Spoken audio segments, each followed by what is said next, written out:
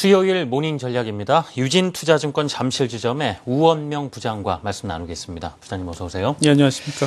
자, 이제 그리스, 중국 이런 좀 불확실한 모습들이 좀 거치면서요. 좀 시장의 심리는 안정이 됐는데 글쎄 외국인이 점점 좀 적극적으로 움직여주지는 않고 있거든요.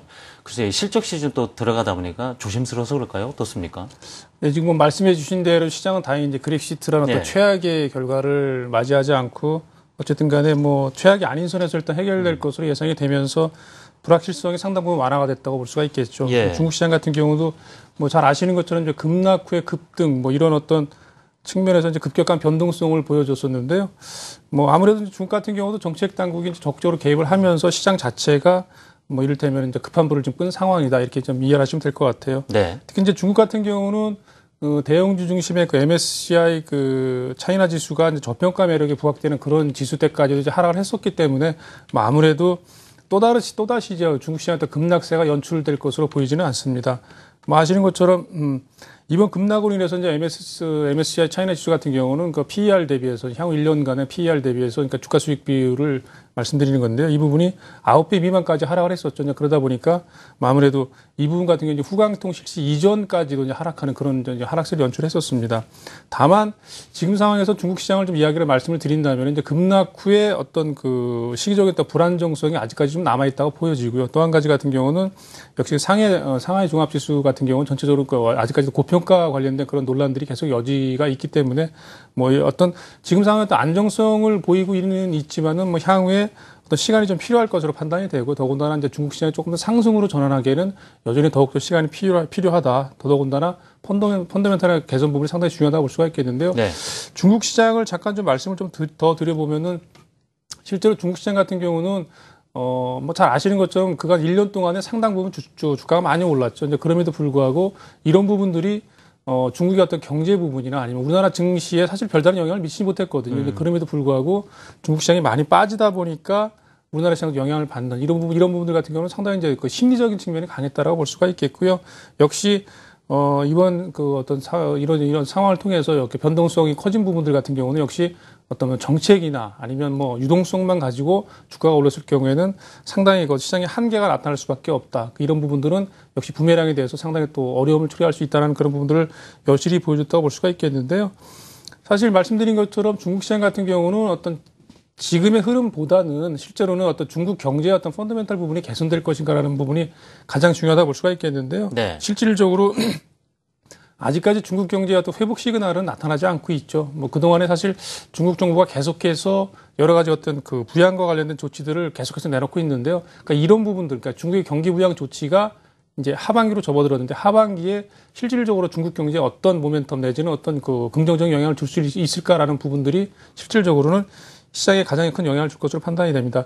지금 잠깐 그림을 보시면은 이게 이제 상해 종합지수 2015년도 그 주당 순이익 전망, EPS 전망을 나타내는 그림을 잠깐 보시겠는데, 이렇게 보시는 것처럼 아직까지는 중국 시장이나 뭐 중국 경제가 어떤 기업들 실적 개선 부분이랄지 어떤 펀더멘탈 부분들이 아직까지 상당히 약하다. 그렇기 때문에 이런 부분들을 염두를 해 두시고, 왜 제가 이 말씀을 드리냐면 실질적으로 중국 시장과 관련해서 국내 뭐 펀드들이나 아니면 이런 거 연관돼서 개인 투자자분들도 많이 투자를 하셨기 때문에 이런 부분들 좀 염두를 해 두시고 좀 대응을 하셔야 된다. 이렇게 말씀을 드려보고 싶습니다. 네. 어찌됐든 간에 그리스 문제든 중국 문제든 간에 상당한 불확실성이 뭐 완화가 됐죠. 이런 흐름 속에서 국내 시장은 어떤 말씀드린 시장의 외부적인 어떤 요인보다는 이제 뭐 어닝 시즌 뭐 근본적으로 기업 실적에 따라서 주가 영향이 상당히 커질 수밖에 없고 또 그럴 수밖에 없는 시점이다. 이렇게 말씀을 드리고 싶습니다.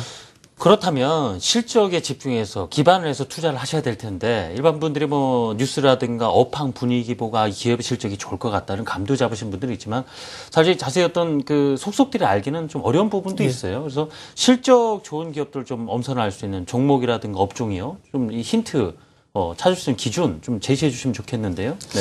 지금 보시면은 뭐 최근에 주가 흐름이 뭐 그대로 보여준다고 보시면 될 것 같아요. 물론 이 부분들 예측하는 것 자체가 상당히 어렵긴 한데 뭐 아무래도 보시면은 그 실적의 전망치보다 상당히 좀 낮게 전망이 되는 업종군이 있죠. 지금 이를테면 IT 대형 업종이나 그러니까 IT가 대형 업종들 같은 경우는 상반기에 상당히 실적이 개선될 것으로 예상을 했었는데 그보다는 좀 못 미치는 그런 흐름들이 나타날 것으로 예상이 되고요.